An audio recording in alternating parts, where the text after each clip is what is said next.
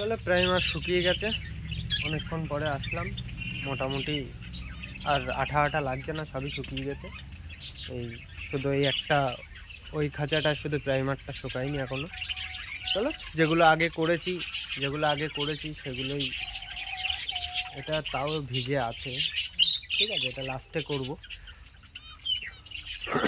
যেগুলো শুকিয়ে গেছে সেগুলো আস্তে আস্তে সাদা রং করে নিই, দেখা যাক কীরকম লাগে। দেখো